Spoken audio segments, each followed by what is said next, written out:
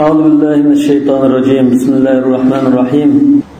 نحمده تعالى حمد الشاكرين ونصلي ونسلم على رسوله الكريم وعلى آله وصحابته ومن اتبعهم بإحسان إلى يوم الدين. اللهم علمنا ما ينفعنا وانفعنا بما علمتنا واجعلنا من الراشدين آمين. أما بعد، فقال المصنف رحمه الله تعالى: ثم يقصر أو يحلق وهو أفضل. Biz o'tganki darsda Minada Eidning birinchi kuni Jamratul Aqaba cho'ng shaytonga tosh etib qurbonlikni qilib qo'ygan. Qurbonlikni albatta qurbonlik vojib bo'lganlik qiladi. Vojib bo'lmagan musofir yoki mufrid bo'lib qolsa qurbonlik qilgani afzal, lekin vojib emas. Lekin mutamatta al qaringa vojib. Undan keyin summa yuqassiru aw yahliqu. Qurbonlik qilgandan keyin chechini qisqartidi yoki tigidan tushiradi. Va huwa afdal, tushiritish afzal. Qala sallallohu alayhi vasallam: inna awwala nusukina fi yawmina hada an narmiya thumma nadhbaha thumma nahliqa. Rasululloh sallallohu alayhi vasallam biz bugungi mush kunimizda dastlab qiladigan faoliyatimiz yoki ibodatimiz yoki haj faoliyatimizning tunjisi oldidan tosh etib, undan keyin qurbonlik bo'zlab, undan keyin chat tushitish degan. Bu hadisning mazmunini rivoyat qildim kitobda. Lafz emas. Asli qarsanglar bu Anas radhiyallohu anhu Sayyidimizdan rivoyat qilgan: "Anna Rasululloh sallallohu alayhi vasallam ata Mina fa ata al-jamrata faramaha, thumma ata manzilahu bi Mina wa nahara, thumma qala lil hallaq khudh wa ashara ila janibihi al-ayman, thumma al-aysar, thumma ja'ala yu'tihi an-nas." Sayyidimizga rivoyat shu. Ana ma kitobdagi rivoyat bil ma'na lafzida inna awwala nusukina dedi. Nusuk degan so'z aslida juyish degan ma'noda, lug'atdagi ma'nosi. Arab tilida juyishni ko'rsatadi. Shariatda ibodatni ko'rsatadi. Masalan, nasik desa abid degan ma'noda. Mutanassik degan mutaabbid degan ma'noda. Umum ma'nosi shu. Qul inna salati va nusuki va mahyaya. Yani shu ibodatlarim qurbonlik qilish hadisida qala al-Bara ibn Azib radhiyallohu anhu kharaja an-nabiy sallallohu alayhi vasallam yawm al-adha faqala inna awwala nusukina fi hadha al-yawm as-salatu thumma ad-dabh. Bularning mushu hadisda namozni nusuk deb atalish, namoz demak bu ibodat degan ma'noda kerakli. Endi xasroq ma'nosidan qurbonlikni nusuk deb ataydi. Nasika yoki nusuk. Masalan shu ihramli holatda kishiga fafidyatun min siyamin aw sadaqatin aw nusuk. Nusuk mishada zabiha degan ma'noda. Ikkinchi xasroq ma'nosi haj faoliyatlarini ko'rsatdi. Manasikal haj deb keldi. Masalan Rasululloh sollallohu alayhi vasallam dedi: "Xudu anni manasikakum." Yana Ibrohim va Ismoil alayhissalomlar va arina manasikana deb duo qildi.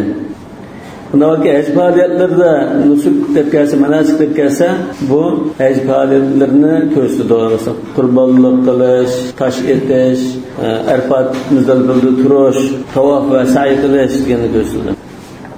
وَلِأَنَّ الْحَلْقَ مِنْ مَحْظُورَاتِ الْإِحْرَامِ فَيُؤَخَّرُ عَنِ الذَّبْحِ. Endi nima uchun oldindan qurbonlikni qilib, undan keyin undan chat tushitimiz desa, chunki chat tushitish degan ihromlik holatda cheklangan bir ish. Lekin qurbonlikni bo'g'izlash cheklanmaydi. Endi uni tutib o'tirish cheklandi, lekin qurbonlikni bo'g'izlash yoki qo'ysa yeyli deb qolsa ihromlik holat cheklanmaydi. Ularniki oldindan qurbonlikni qilib o'tadi deydi. Chat tushitishninki hukmi, chat tushitish yoki qisqartirishning hukmi jumhur ulamolarning nazarida haj va umra faoliyatlarining bir qismi. Buning bir parchasi. Umra hajda chat tushitmasa ihromdan chiqish degan narsa bo'lmaydi. Chat tushitayotgandan keyin unda ihromdan chiqish bo'ladi. Shafiy mazhabining bir qarashida chat tushitish yoki qisqartirish degan haj faoliyatining bir qismi emas. Bu faqatlam ihromlik holatda cheklangan bir ishni ihromlik ishlar tugandan keyin qilsang bo'ldi deb ruxsat qilish iborat deb qo'yadi.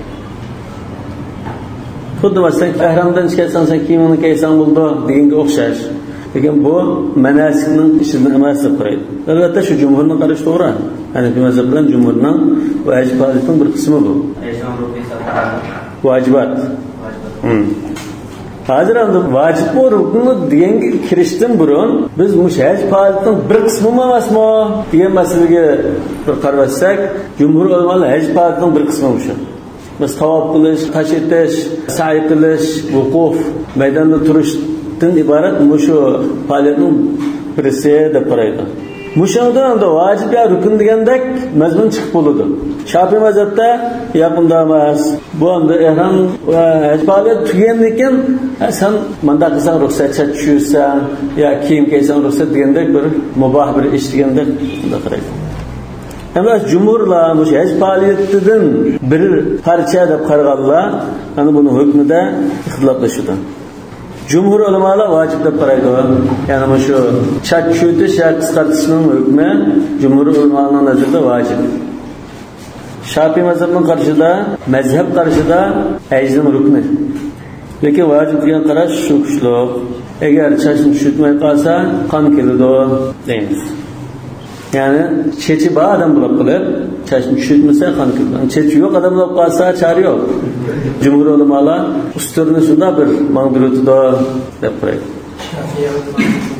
Shafiy mazhabining ikki xil qarashi bor. Birisi shu mazhabga vakillik qilgan qarashda jumhur bilan billah hajdan faoliyatning bir qismi, yana bir qarashda ojizroq bir qarashda haj faoliyati emas edi. Endi haj faoliyatining bir qismi deganlarni akab turib hukmini nima deysizlar deb so'rasak, Shafiy mazhab bu rukn dedi. Ya'ni ashuni qilmasa haj bo'lmaydi. Kechikib bo'lsa-mu, qachon bo'lsa bir shart qilish lozim. Vojib deganlar buni qilish vojib. Agar qilmasa, qon qilinsa o'rni to'ldiriladi. Lekin bu kitobda hozir tartibni bayon qildi. Oldin bilan qurbonlik qiladi, undan keyin tushitdi degan bir tartib. Olimlar ittifoq shaytonni tashitib bo'lgandan keyin, uni qurbonlikni qilgandan keyin, ondan tushitish shu afzal. Sunnatmi shu? Hadisda bayatni biz o'qidik. Rasululloh sollallohu alayhi vasallam shunday qilgan. Haj qilmagan bo'ldi. Rukun desa, ashuni qilmasa haj qilmagan bo'ldi. Lekin shu chat tushitishni bu kitobda va hadislarda sunnat degan vaqtini desak, bu dastlabki vaqti desak, yani boshlanish vaqti. Ya shu bombatdan keyin boshlandi birroq kelganligi desak, tosh etishni bombatdan keyin dedik-ku. Toshni etib bilan qurbonlik qilib, chat tushitsa, shu chaqdan tortib chashni tushitishga ruxsat qilingan bo'ldi. Agar kechiktirib qo'ysa, ehromdan chiqayotgan qadar kechiktirib qo'ysa, sohibaning nazarida qon keladi, kechiktirish bilan. Demak, bu tartib hozir baklam buzilib ketgan bo'ldi. Imom Abu Hanifaning nazarida qurbonlik kunlaridan kechiktirsa, ya'ni hayitning 1-chi, 2-chi, 3-chi kuni, shu 3 kunda kechiktirib o'tib qolsa, qon keladi. Sohibaning nazarida ehromni butun chiqayotgan qadar, ya'ni 4-chi kunda chiqdi desak, masalan, 4-chi kunda shu chaq qadar chachni tushitmasa, qon keladi, kechiktirishi. Qala wal halqu afdalu liqawlihi sallallohu alayhi vasallam. Chach tushitish bilan qisqartish ikkalisi vojibni ado qilishda yetarli desak, ikkisining qaysi afzal? Chachni butun tushitish afzal. Sunnatmi shu? Bunda ijmo bor. O'shaning afzalligida, sunnatlikda ijmo bor. Liqawlihi sallallohu alayhi vasallam, yaghfirullohu lil muhalliqin. قيل يا رسول الله والمقصرين فقال يغفر الله للمحلقين قالها ثلاثا. Yani Rasulullah sallallahu aleyhi ve sellem 3 qatam Allah Taala çeşim tushirayotganligiga mag'firat qilsa unda duo qilgan. Qaqadan ashunda duo qildi. Arliqda sahoba-kiramlar çeşim qisqartganligimi ya Rasulullah ashulun bir mag'firat qilasiz deb duo qilsa desa, 3 qatam tushirayotganligiga duo qilib, undan keyin 4-qatımda valil muqassirin deb qo'ydi. Bu hadisni Sulhul Hudaybiyadimi degan, keyingi Hajjatul Vododimi degan. Hozir bu hadisning o'zidan chashni qisqarsimi joizligi chiqdi. Birinchi chashni qisqarsa joiz ekanligini ko'rsatdi, yana bir tarafdan chash tushitishning afzalligini ko'rsatdi. Ama oyatdami la tadkhulunal masjidal haram inshaalloh aminina muhalliqina ru'usakum va muqassirin degan. Hozir bu oyat muhalliqina ru'usakum va muqassirin degan bu oyatmi chat tushitish bilan qisqartishni ikkining birininki haj faoliyatlaridan ekanligini ko'rsatadi. Yana val yaqdu tafatahum degan shu oyatmi chat tushitishni ko'rsatadi. chaç tushirib badan tozalik qilish iborat. Qala va illam yakun ala ra'sihi sha'run, agar beshi chaç yo'q kishi bo'lib qolsa, masalan chaç yo'q deganimiz tek yenidan tushirayotgan kishi bo'lishi mumkin yoki taqirvash yoki paynaklash kishi bo'lishi mumkin. Faqatlam chaç yo'q. Agar bir tal ikki tal aslida chaç bo'lsa, cho'qim tushirdi yoki yuzilish kerak. Fakat chaç yo'q kishi bo'lib qolsa, taqirvash bo'lib qolsa, usturni beshiga surtitdi. Tashbihan bil halq. Tushirganligiga tushirishga o'xshatib, shuni do'rab, shunda qiladi. Kat tashbihi bis sawm, inda al ajza an as-sawm. Bu bir qiyosni keltiribdi. Masalan, ro'za tutolmay qolganlar kechgacha bir narsa yemay ro'za tutganda bo'lib turgandek. Yani beshiga usturni surtitdi. Chechi tilla yangidan tushirilgan kishi o'zi faqat chach yo'q yoki chach unmaydigan bo'lib qolsin, usturni surtitdi. Yoki chach bog'lab chechini tushirsa, ziyon qiladigan kasal bo'lsa, aytda kasallikli bo'lishi mumkin. Beshi ijronlab ketgan bo'lsa, usturni biz bir surtitdi deb qolsak, chataq chiqadi. Qanaq ketadi? Bu chaqda mayli bo'ldi. Endi bo'lib qolsa chachni tushirtmish bo'ldi. Musholatda chachni tushirtish degan vojib bilan saqt bo'lib ketdi. Lekin bu chach tushirib qo'ygani bilan o'xshash hisob. Chach tushirtmish. Undan chach bo'lsa tushirtdi, yo qisqartdi. Chach bo'lmasa usturni mangdirtdi. Yoki chach bo'lib chach tushirsa, ziyon qilgan bo'lsa tushirtmaydi. Qisqartish bilan tushirtish ikkisi bir-birining o'rnida turadigan. Agar chach tushiradigan saymon topolmaydi, ustur topolmadi, qash topolmadi, yoki chechini olib qo'yadigan odam topolmadi, o'zidan chechini tushirtaysan, o'zi tushirtamagan ekan bir odam bo'lmasa, toki chachni tushirtib va qisqartmoqcha bu vojib ado bo'lmaydi. Chunki bu odatdan biroz vaqt o'tsa tepiladigan narsa, topqilib bo'ladi. Chachni tushirtgandan keyin shunga agashtirib tırnaqlarni badan tozalik qilishmi mustahab. Val yaqdu tafatahum degan bu boshqa. Endi bu kitobda usturni taqirvashning beshiga shunda surtitishni vojib deb qo'ydi. Balki hukm vojib degan. Hanifiy mazhabda chach yo'q kishi bo'lib qolsa, buning shu usturni shunda surtitishning hukmida ixtilof bor. Bir qarashda usturni mavzutish mustahab deb qaraydi. Bu jumhurning qarashi.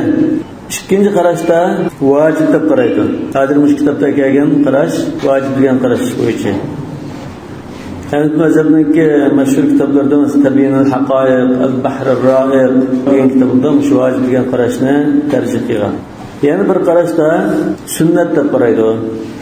Lubobda sunnat degan qarashni tarjih qildi. Hozir Hanifiy mazhab shu qarash qildi. Mustahab, sunnat, vojib. İxtiyorda va uning boshqa bir nechta kitoblarda vojib degan qarashni tarjih qildi. Mustahab degan jumhur ulamolar. Vojib degani mazhabning jumhurlar degandek. Az bir qismi jumhurlar mustahab debdi. Malikilar vojib deb qaraydi. Yana bir qarashda ba'zi ulamolar Imom Navoiy, ba'zi ulamolar mansub qilgan qarashda mustahab emas, unda qilishni oyat yo'q. Chunki bu maqsad chachni tushirtishdi. Bu chach bo'lmasa, bu chaqda unda qilish hajotsiz. Lekin mazhabda vojib degan qarashni tutmoqni shu kitobda. Kat tashbihi bis-sawm inda al-azam as-sawm. Hozir o'shada vojib deganni shu kitobdan da qarasak, mushdalildan chiqdi vojib degan. Bundan ilgari ajran bo'lsa deb qo'yishnaman. Bu istihbaban desek bo'ldi, istinanan desek bo'ldi, vujuban desek bo'ldi. Lekin kat tashbih bis-sawm deganlar vojib deb qaraydi ekan degan gap chiqdi. Nima uchun? Biz shu kitob-sawmda ezda ayol tushilan farqlab qolsa, tushilan masalan ro'za tutgan bo'ldi desak, yerim ro'za tutishgan ekan, kechki chiqqanda qiladi, bir narsa yemay, kechki ro'za tutgandek turdi. Yoki musofir kishi ro'za tutmay kelib safarda bo'lgan ekan, tushda juda kelsa, kechki bir narsa yemay turdi dedi. Sabiy balog'at kelsa, bir kafir musulmon bo'lib qolsa, tush vaqtida kechki bir narsa yemay turdi degan to'p. Jumhur ulamolar etigandan tortib ro'za vojib bo'lgan kishi ondan kechgacha bir narsa yemay ichmay turdi degan. Masalan, atigan ro'z chiqib, ro'zni buzayotgan bo'lsa qasdan, bu kechgacha unda ro'zdardek turishi vojib deb qaraydi. Günahkar oldu. Vacip degan qarashga asosan kechgacha yeb chiqib qolsa günahkar oldu. Kitobi sonda tafsir o'qidim. Lekin bu yerdan daha shu qiyos qilib ham maqsadga odat akab qo'ygan bo'lsa, buni bir deb o'tib ketdik hozir. Yani bu yerda vojib degan gap chiqdi. Qala va sunnatu halqul jami'. Shak shurtish masalasida sunnat bo'lgani chashdan hammani shurtish. Bunda icma var. Sünnet ve evzellikte çeşitli hemen şütüs evzel ve sünnette icma var. فَاِنْ نَقَسَ مِنْ ذَلِكَ فَقَدْ أَسَاءَ لِمُخَالَفَةِ سُنَّةِ Bunundan kem koysa sünnetke hilaflık kıygan boğaçka mekruh. Yaxşı kılmağın buldu. وَلَا يَجُوزُ اَقَلَّ مِنَ الرُّبَعِ Baştan tötten birini bektimizmi şununda. Yani bir mezhepinki karşı teyammumda boğandak baştan tötten biri edip tötten biri diyen bir bekitiş var şeriatta da bir şeydimi tötten birini bekti. Tötten birden az kısmını çürütüp kalsa caiz bulmaydı. Mesela beşten birinin lam çürütken olsa caiz emez. وَنَظِيرُهُ مَسْحُ الرَّأْسِ فِي الْوُضُوءِ فِي الْاِخْتِلَافِ وَالدَّلَائِلِ Bunun misali şu tartağın çağda başka mesih kılış meselesi. Qarashlarga aytdimmi, dalillarga aytdimmi, o'xshash. Shuning qarashlarsiz misol keladi, shuning dalillarni o'shaga keltirildi. Asarga iboratda qur'on bo'ladi yoki qur'on bo'lmaydi. Asar degan makruh deganni ko'rsatadi. Ya'ni tark sunnat bo'lg'achqa tarkil afdal degan ma'noda. Ya'ni qiraat tanzihiyya. Gunoh bo'lmaydi, to'liq mukammalni qilmagan bo'ldi. Demak, shu masala hozir en az qanchalik tushsa mush vojib ado bo'ldi degan masala. Imom Abu Hanifa va Shafi'i mazhabning qarashida 4dan biri deb bir o'lcham bekitdi. Imom Shafi'i masih qilishmasida 1 tal chashqa yoki 3 tal chashqa masih qilsa hisob dedi. Imom Maliklar bir qarashda başning ko'p qismi dedi, yana bir qarashda Imom Ahmadullah hammaga masih qilish lozim dedi. İmam Muhammed'in 3 barmak miqdori deb 3 barmak miqdori mushunchalik. Yani şu başınınki 4dan 1 5dan 1 dek udulsilishi mumkin. Degani bir mazhab 4dan 1 degan bir nimani muqim dedi. İmam Ahmed ve Maliklarninki kuchli qarashida shayxdan hammani tushuntish lozim. Çünkü Rasululloh sollallohu alayhi vasallam hammani tushungan va xudu anni manasikum degan deydi. Bundan mush masalada masih masalasi bo'lgan talashlardan biz o'xshash keladi. Qala va taqsir, endi qisqartish nimada iborat? An ya'khudha min ru'usi sha'rihi, chechining uchidan azroq ilitish. Bu ilitishning eng tuvan miqdori va aqalluhu miqdarul anmula. Anmula barmoqning uchidagi birinchi bo'lak desak, 1,5 santda 2 santdek bir narsa. Qisqartishning ham tuvan miqdori shunchalik. Shunchalik ilitish lozim. Chashning uchidan. Chashning ba'zi yerlari qisqa, ba'zi yerlari uzun bo'lsa, hamma yerdan shunda 1,5-2 santda shunda ilitish lozim. Eğer onun da az ilitib qolsa, vojib ado bo'lmadi, ana bilmas. Va xatarlik gapim. Doğru yani mesela azıcık bazıları işte dediğimden kaya kaplan olmamız. Şaşını bazı yerine bütün çütüte bazı yerine koyup koyaş edisseklengen. Neha anil qaza'. Lakin bazı yerine azraq, bazı yerine ciqraq muqlish caiz. Miqdarul anmula. Bundan ki anafi mazhabda en tuan miqdari qisqartishilib qolsa, Çaşının 4dan 1'inin qisqartishini 4dan 1 degan gap o'xshash bor. 4dan 1'dan 3dan 1,5 sant 2 santni anda ilvatsa, andan qisqartish vujud chiqqan bo'ldi. Endi hamma yerdan qisqartish bo'lsa, bu mustahab. Lekin vojib qisqartish 4dan 1ni cho'qim qisqartish lozim. قال ويستحب أن يدفن الشعر آغن شاشنه ياغي كموتش مستحب. قال تعالى ألم نجعل الأرض كفاتا أحياء وأمواتا. Yani şu zeminne biz insonlarni o'z ichiga oladigan zimin, insonlarni o'z ichiga oladigan qildiq dedi. Hayat vaqtida ziminning ustida yashaydi, o'lgan chaqda ziminning qo'yniga kiradi. Zimin o'z ichiga olib turdi insonni. İnsandan chiqqan bunda parchalarni qon, tirnoq ilivetse, çaç ilivetse, yak tushib ketsa, mushu narsani bu insonning bir parchasi desak, inson tegidan bir izzatlangan maxluq bo'lg'achqa, osh parchalarini ko'mitish sunnat. Nima uchun desa, insonning jismi oxiri yerni qo'ydan kirgan bo'lg'achqa. ألم نجعل الأرض كفاتا أحياء وأمواتا ينبر آياتا منها خلقناكم وفيها نعيدكم ومنها نخرجكم تارة أخرى. رسول الله صلى الله عليه وسلم çarşı ve tırnağını kömürtüşü buyurgan diyen hadisler keldilik. Acizrak rivayet bu.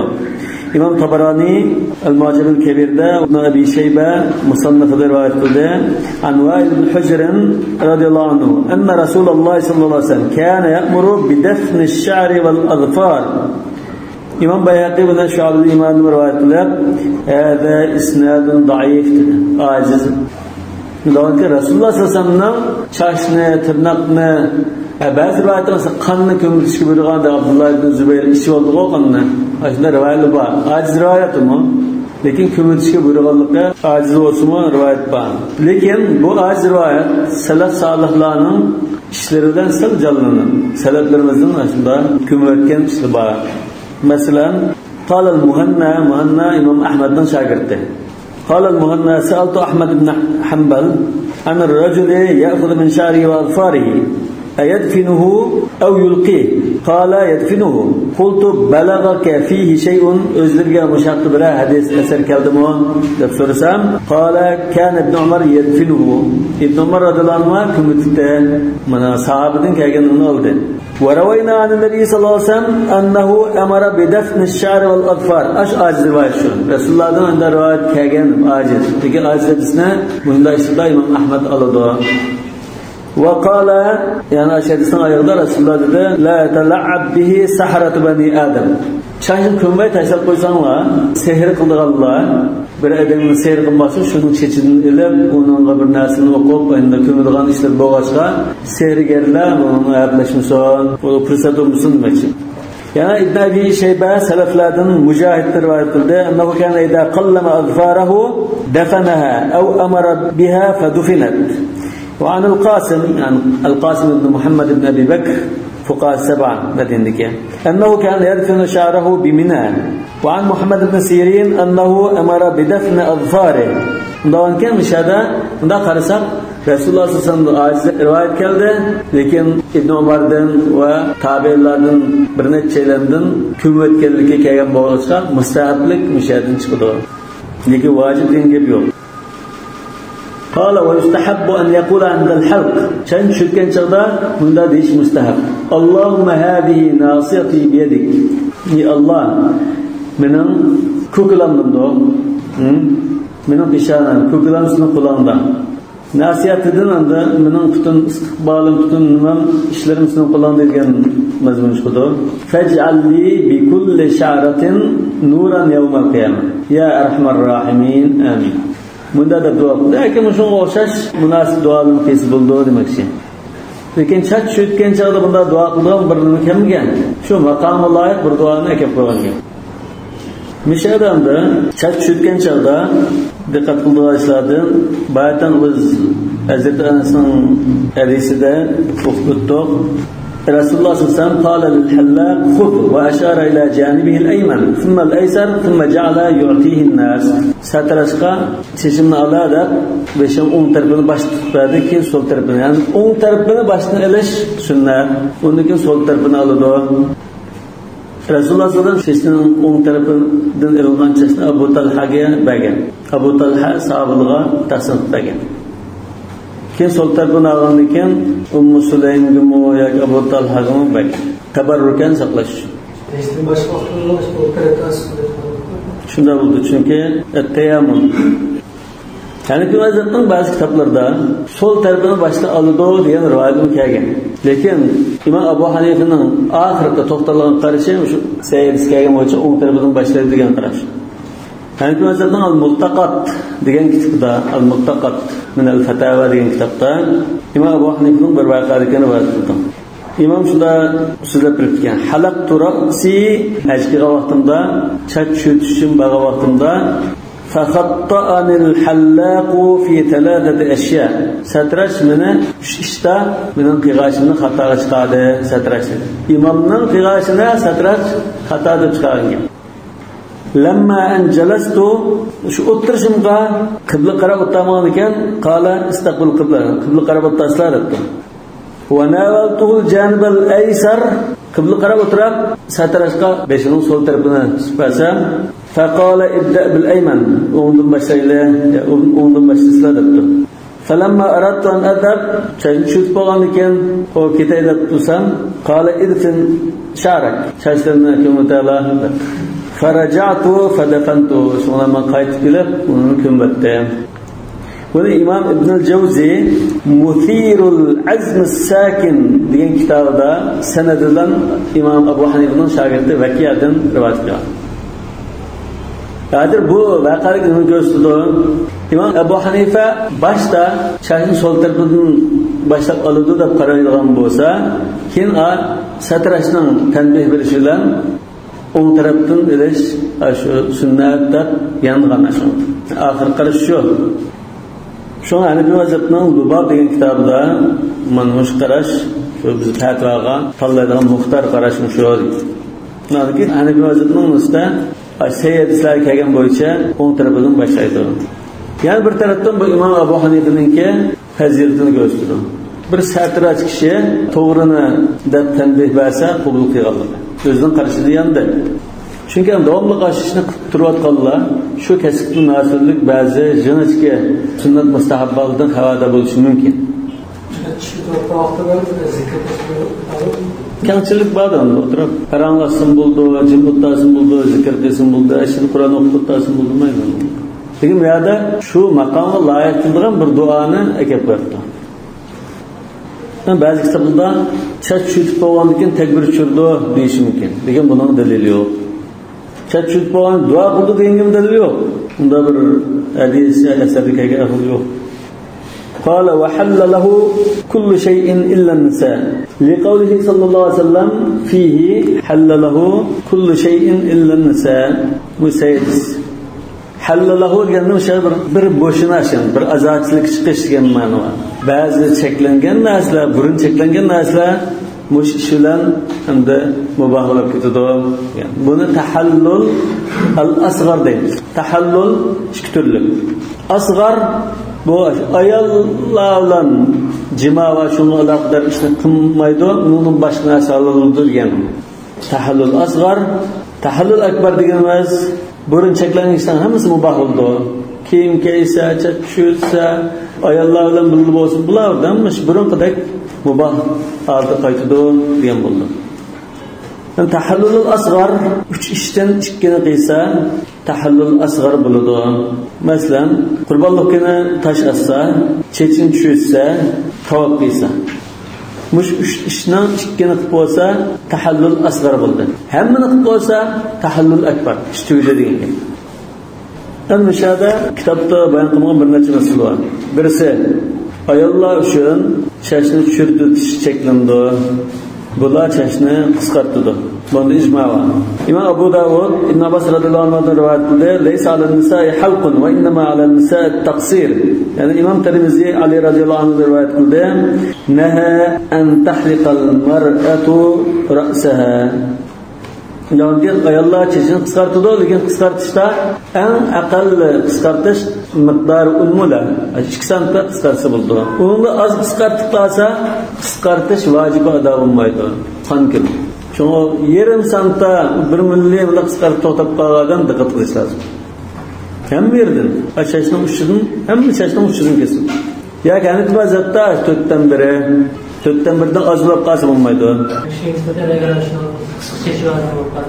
Qisqa chechiva odam bo'lsa tushitish lozim. Masalan, 1,5 santidan tuvan chechi ba yaqin masalan 10 kun burun 15 kun burun tushitgan bo'lib qolsa, buning haqida vojib bo'lgani al-halq, tushitish vojib. qisqartishimiz. Chunki u qisqartilgan zat uzun chechi yo'q unda. Yana ihramdan chiqishdan burun chat tushisi bo'lmaydi. Agar chat tushi tutmas fidya qildi ama tafidiyatun min siyamin aw sadaqatin aw nusuk. Endi Hanifi mazhabda ihram bağlagan kishi, ihram bağlamagan kishining chechini olib qo'ysin bo'lmaydi. Yani başkalarının çeşine ası bulmaydı. İhram bağlayan kişi başkalarının çeşine ası bulmaydı. O başkalar ihramsız kişi olsun, ihramlı kişi olsun. Eğer ihram bağlayan kişi ihramda emas bir kiyim giygen bir kişinin çeşine yapıp koysa, bu çağda ihram bağlayıcıga özü halıgan bir narsa sadık veriş vacip dedi. Bir vaqt tamak sadık veramdı mesela. Ama cumhur ulamalar ihramlı kişi başkalarının çeşine koyuz buldu. Veya çeklengine özünün çeşini aldırış. Yani özü alsın, başkalığı aldırsın, çeşini aldırsı bulmaydı. Başkalarının çeşine koyuz buldu. Eğer ihram bağlayan kişi yeni bir ihram bağlayan kişinin çeşine basıyor, bu kaçan ihramdan çıkılgan vaqt kelmegen çağda.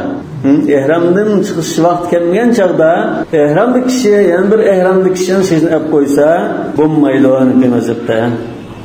Eğer bu işni çech aldıgan kişi buyurup kıldıgan bolsun yoki o kişi uxlayotgan chaqda chaqchaq qilib yoki chechini azib tushib qo'ydi demisimi uxlayotgan kishining chechini olib qo'ygan bo'lsin, ikkili ahvolda chech ag'uchiga nisf sa fidya berishi vojib bo'ldi.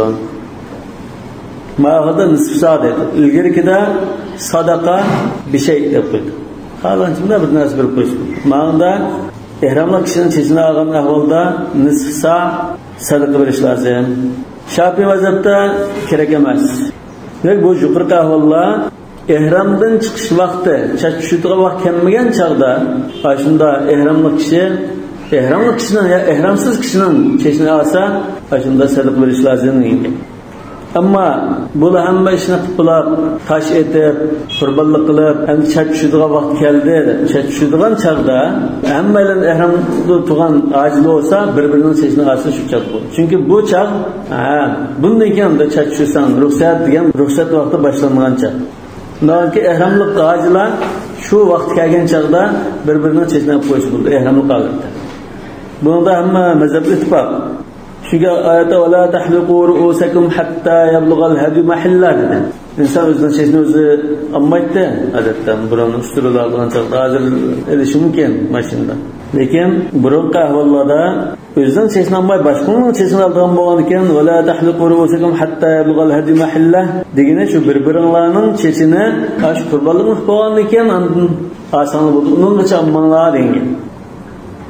Yani bir mesele muş işlarda ilgiri kiyinlik bo'lib qolsa, İmam Ebu Hanifa'nın qarashida ba'zi qantildigan ahvol bor. Maishni kechiktirib ilgiri kiyinib qo'yish qantildi deb qaraydi. Lekin sohiba mushu sayidisga tayinib bu ishlarni ilgiri kiyinib qolsa qan kelmaydi. Masalan, sayidga hadisda Hajjatul Wada'da birisi kelib, "Lam ash'ur halaqtu qabla an azbah." Qurbonlik qilishdan burun chat tushib qoptimi, bilmay shunday qildimi desa, "Izbah va la haraj." Bu qurbonlik qilib chataq yo'q dedi. Yana birisi, "Lam ash'ur nahartu qabla an armi." Men bilmay shayton tash etishdan burun qurbonlikni qilib qoptimi desa, "Irmi va la haraj." Va shuningga o'xshash ilgari keyin qilib qolgan har qanday ishdan so'ralsa, "If'al va la haraj" deb shunday javob bergan. Hatta Saudi Arabistonning ulamolaridan ba'zilar "If'al va la haraj" deb kitob yozgan. Shu kitobning ismi "If'al va la haraj". قال ثم يمشي إلى مكة فيطوف طواف الزيارة من يومه أو من غده أو بعده. شات بوغانكين تحلل صغرى بلده Mekke'yi berip tavafı ifade kıldı. Şu günü, birinci günü. Ya ki ertesi, ikinci günü, ya ki öğünü, üçüncü günü. Bu üç gün içinde tavafı ifadını kıldı. Ve huve ruknun. Tavafı ifade ecnin asas bir ruknu. İn tarakehu ev erba'ta eşvatın minhu. Eğer tavafı ifadını bütünlüğü taşıyıp kalsa, ya ki akıllı takdirde tüp kıtım ayrılışını ayrılmadan olsa, 3 oylik qolgan bo'lsa, baqiya muhriman hatta tufaha. Taki Mustafa ziyoratini qilgan qadar ijbariyatin tamomlangan holatda, ya'ni bu tahallul akbar qilinmaydi dedi. Tahallul akbar qilinmaydi. Ya'ni ayollar cheklanib tuva holatda qilib qoladi. Tahallul akbar qilgan qoladi dedi. وصفته أن يطوف بالبيت 7 أشواط لا رمل فيها ولا سعي. طواف الإفاضة نكشفته يتختم ayni tavof qilish. Lekin buning da ildam mana ramal qilish yo'q, undan keyin mo sa'i qilish yo'q. Lekin bu kimga nisbatan burun aramga kelgan chaqda bir qatim tavoful qudumni qilib sa'i qilib qo'ygan kishi bo'lib qolsa, bu kishi tavoful ifoda qilgan chaqda ramal qilmaydi, sa'i qilmaydi. Chunki bir qatim sa'i qilib qo'ygan sa'i yo'q. Biz sa'ini burun qilib yaxshi, chunki mushu Eid günü qilgan ishlar yamanjiq, tash atadi, chachchutadi, qurbonlik qiladi, tavoful ifoda qiladi. Bu ishni jiqo'g'an bir charchab ketib qoladi, lekin tavof sa'yni shu burun qilsa yaxshi degan. Burun qilib qolsa keyin qilmaydi. Endi sa'i qilmagandan keyin ramalmi bo'lmaydi. Chunki sa'i bilan ramal biz tutgan. Qachon sa'i bo'lsa ramal bo'ladi. Sa'i bo'lmasa ramal bo'lmaydi. Undan burun Makka kelgan chaqda, tavoful qudum qilgan chaqda sa'i qilgan bo'lsa, tavoful ifoda qilgan chaqda sa'i qilmaydi. Sa'i qilmagan keyin ramal qilmaydi. Agar va illam yakun tawaful qudum kelgan chaqda tavoful qudum qilmagan bo'lsa, masalan udul Minoga ketgan bo'lsa, tavoful ifoda qilgan chaqda ramala va sa'a ildam ishtimi qildi va sa'i qildi. Safa Marva oraliqda sa'i qilish lozim. وحل له النساء. طواف الإفاضة قوانين كين تحلل أكبر وجود çıktı. Bunun şeklengen nas kalmadı. Ayallarla mudrul buludu. Bu muhtarının matnında ihtiyar şerhini birbirler izahlaydı. Koysa meydan tavaful ifada. Şu tavaful ziyaretine tavaful ifada ve onun başka bir neçesini bağda bayan kıyamdı. Tavaful ifada da atıldı. Nima uchun? Hajilar Minadan Makkaga quyiladigan kun bu. To'kiladigan kun. Ama tavaf ziyorat deb atilishda chunki haji Minadan Makkaga kirib bilan tavof qilib o'tib, ya'ni tumaylan Minaga chiqdi. Bir ziyorat kelgandek bilan bir ahvol bor. Yani tavafı sadar deb atildi dedi. Nima uchun desa? Chunki bu shu Arafat Minadan qaytgan chog'da qilingan bo'lg'achqa. Yani tavaful rukn, tavaful fard deb atildi. Chunki buning hukmi rukn va fard bo'lg'achqa, tavaful rukn va tavaful fard deb atildi. Wal afdalu an yatufahu awwal ayyam an-nahr. Mush tavaful ifodani Qurbayning birinchi kuni tavof qilish afzal. Rasulullah sallallohu alayhi vasallamga iqtido qilishyaptimi afzal va mushu rukunni ado qilishni oldirashyaptimi afzal. لأنه صلى الله عليه وسلم لما رمى جمرة العقبة ذبح وحلق ومشى إلى مكة فطاف للزيارة ثم عاد إلى منى فصلى بها الظهر. جابر رضي الله عنه سيد مسلم الحديث إنه صلى الله عليه وسلم رمى جمرة العقبة ثم انصرف إلى المنحر فنحر هديه ثم أفاض إلى البيت فصلى بمكة الظهر. جابر نازلda peşimni Mekkede okudu derken. İbn Umar radıyallahu anh'dan peşimni Mina'da okudu derken. Bu kitapta belki İbn Umar'ın rivayetini algan bo'lishimken. Unda olgan mishada ijmo var. Afdal bo'lgani tavaful ifodani Qurbayt kuni ado qilish afzal. Mushunda ijmo var. Qala wa vaqtu at-tawaf ayyamun nahr. Tavaf qilishning vaqti qurbonlik kunlari. Ayyamun nahr yani 3 kun. Yani bu mazhabga qarshi 3 kun. Eydning birinchi, ikkinchi, uchinchi kuni. Qala ta'ala fakulu minha wa at'imu al-ba'is al-faqir. Thumma qala wa liyattawafu bil bayt al-atiq. Ja'ala waqtahuma wahidan. Allah Taala shu oyatda qurbonlik bilan tavofning vaqtini shu kunlarga bekitib qo'ydi. Falaw akharahu anha lazimahu shatun. Shu kunlardan kechiktirib qolsa, ya'ni ayyamun nahrdan kechiktirib qolsa, bir qo'y qon keladi. وكذا إذا أخر الحلق عنها شاتشوتسni osh qurbonlik kunlaridan kechiktirib qolsa, 3 kundan kechiktirsa, أو أخر الرمي tash etishni kechiktirib qolsa, 3 kundan qurbonlik keladi. Bu İmam Ebu Hanife'nin qarışı. وقال أبو يوسف ومحمد رحمهم الله لا يلزمه لأنه استدرك ما فاته. Yani kan kemmeydi, la yelzemuhu dem demek. Yani şu tavaf yoki qurbonlik yoki tash etish qatorliq ishni hayitning birinchi, ikkinchi, uchinchi kundan kechiktirib o'tib qolsa qon kemmeydi. Kechiktirib bo'lsa to'rtinchi kuni qilyapsiz mayli demoqchi. Yani tahallul akbarga qadar kechiktirib qolsa, İmam Ebu Hanife aşının birisini kechiktirib qolsa qon kirdi deb qaraydi. Biz bayatın deb bu tartibda Ebu Hanife'nin sahabaning o'xshash emas. Shu tartib boshida ba'zi bir izbas bo'lib ketib qolsa qon kirdi deb qaraydi İmam Ebu Hanife. Yani şu tavaf-ul ifadaning afzal vaqti Qurbayning birinchi kuni dedik ama buni joiz bo'lash boshlangan vaqti Eğitning birinchi kuni tong atish bilan ado qilish joiz. Hanafi va Maliki mazhabning qarashida. Shafiy va Hanbalining qarashida Qurbay kechisi yerim kechidan tortib başlanadi. Yani bomdod namozga 4 soat qolgan chog'dan tortib boshlanadi. Endi vojib shaklda ado qilgan vaqt, yani vojib shaklda ado qilgan vaqt, shu chog'da ado qilmasang, vojibni ado qilgan bo'lmaysa deb bekitgan vaqt Ayyam-ı Nahr Hanefi mazhabda. Qurban aytning birinchi, ikkinchi, uchinchi kun 3 kun ichida qilishing lozim. Agar mush 3 kundan kechiktirib qolsang, qon keladi.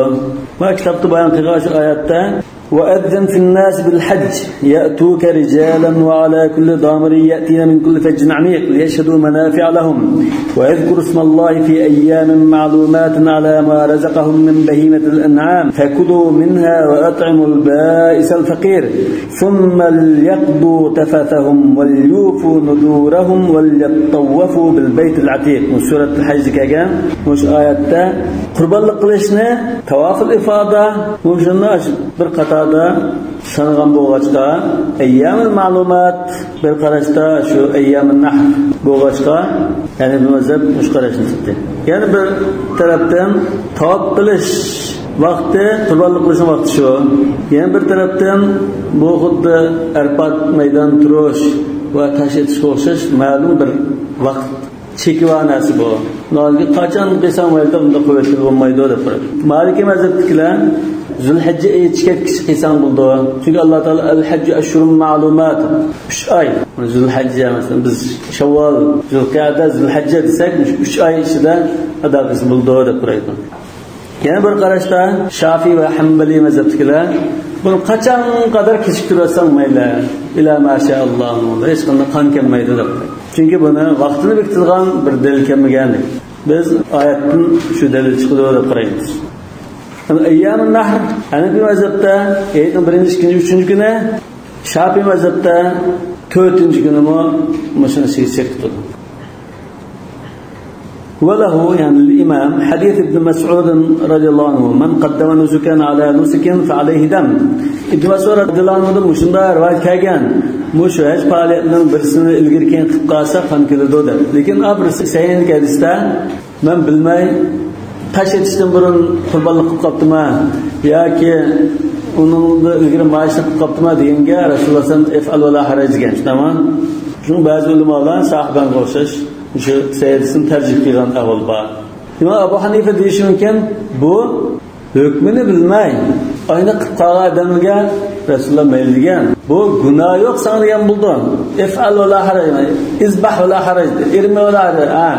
Sen igizbas etib qolsa, ma'ishni ilgari keyin qilib qolsa mayli. Sen gunoh bo'lmaydi, lekin qon kirish bor degan gap bor. Yoki bu hukmini bilmagan odamlar. Lekin hozir ham Rasululloh sallallohu alayhi vasallam qudvanni manasikakum deb shu hajjatul vadam o'tgandan keyin musulmonlar bu hukmni bilib bo'lgan bo'lish kerak. Yani qonun chiqib bo'ldi, belgilanib chiqib bo'lgandan keyin men qonundan xabarim yo'q ekan desa, to'lamkida yurdi-ku. Shunga o'xshash bundan keyingilar ilgari keyin qilsa qon kildi degan mazmun chiqadi.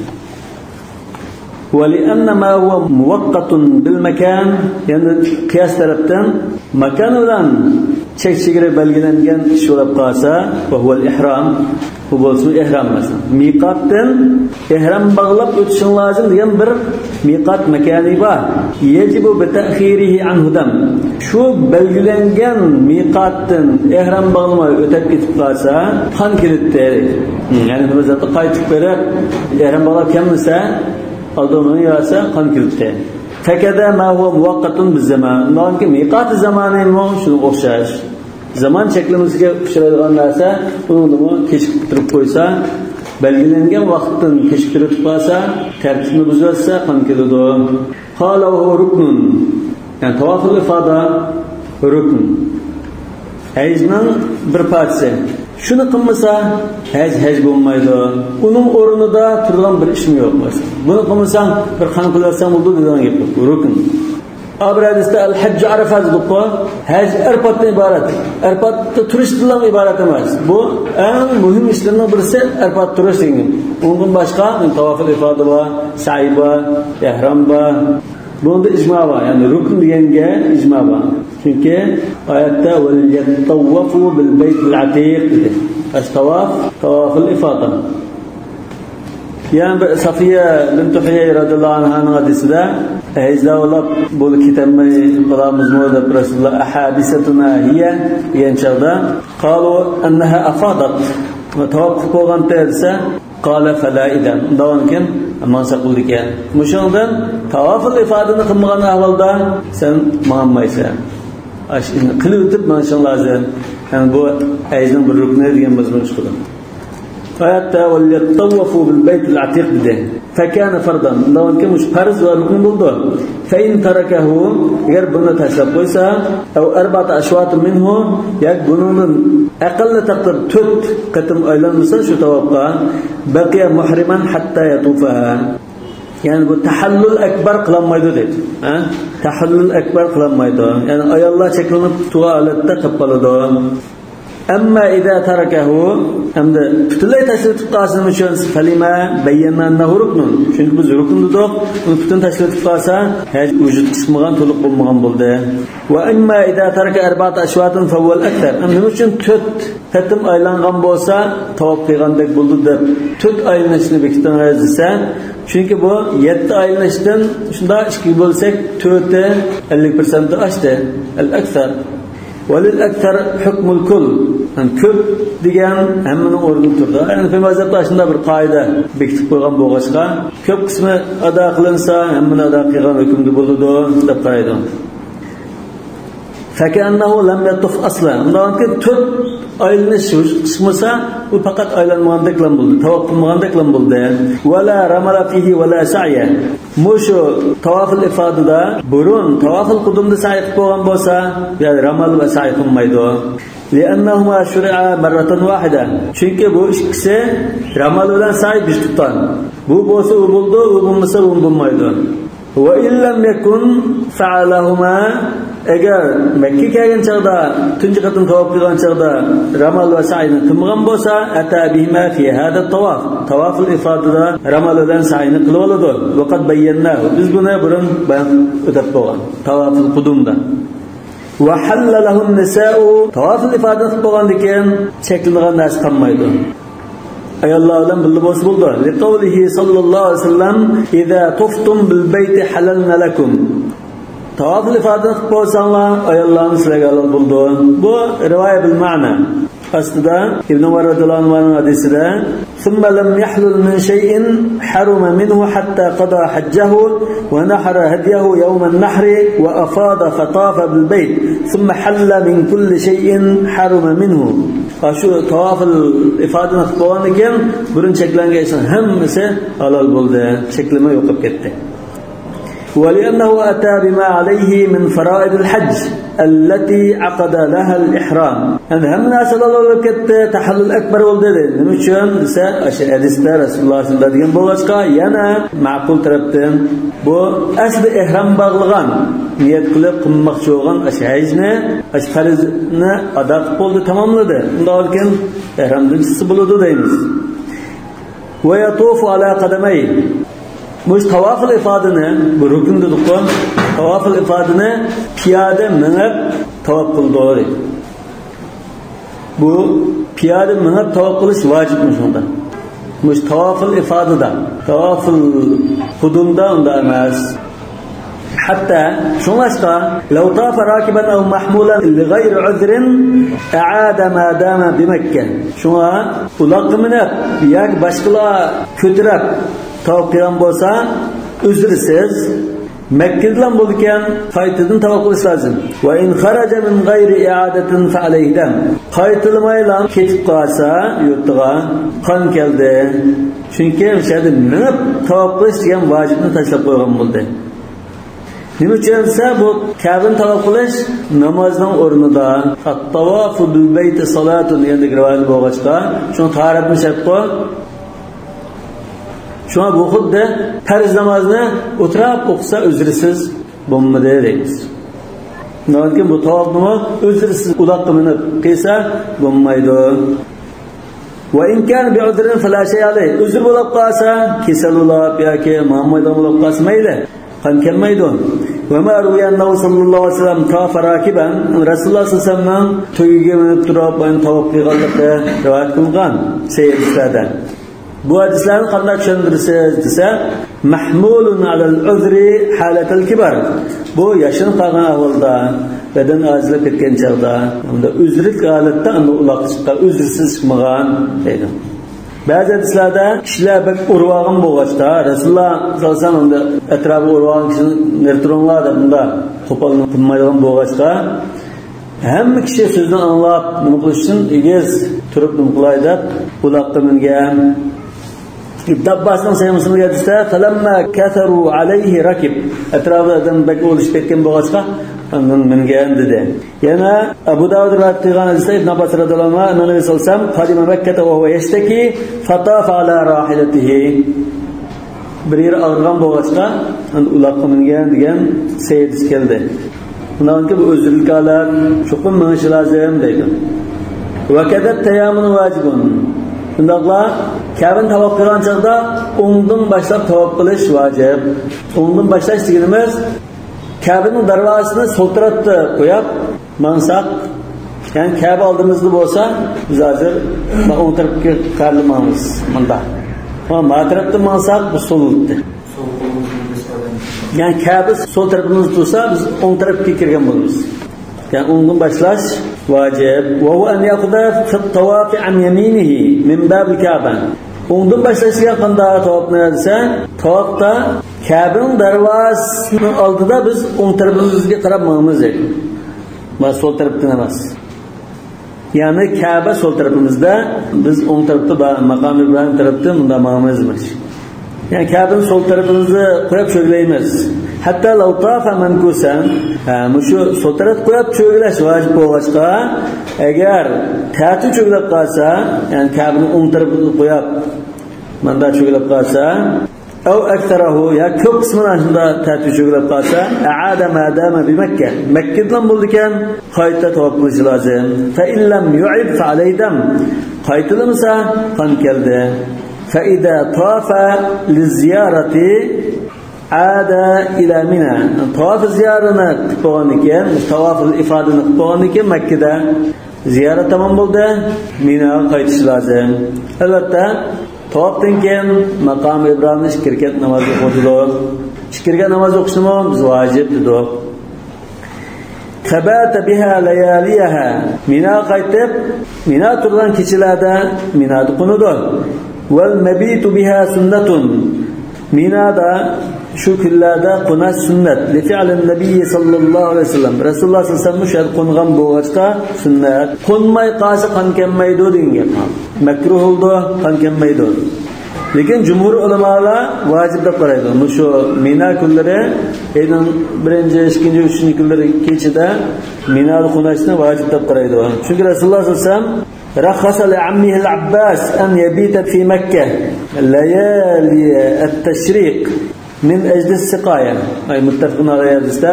عباس رضي الله عنه بولا عجن سو يتشترك بالغان سو تحتملغان خدمات مقلغان بوغاشقا shu vazifasini ado qilish uchun Abbosga ruxsat qilgan. Minada qo'nmasam mayli edi. Ruxsat qilgan deganda nima chiqdi? Hech qo'nish vojib degan gap chiqdi deb jumhur ulamolar qo'nish vojib. Agar qo'nmay qolsa, qanday keladi deb qaraydi. Minada qo'nmasam. Vallohu a'lamu bis-savab. Subhanakallahumma bihamdik ashhadu an la ilaha illa ant astaghfiruka va atubu ilayk.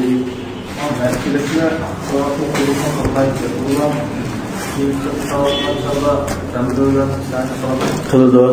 Qilish kerak. Burun qilmoq bo'lsa. Yani çiziyor hem de dolap başlıyor. Hem çekiyor. Hem de şimdi de Sırtası olmadan hiç çıkmıyor.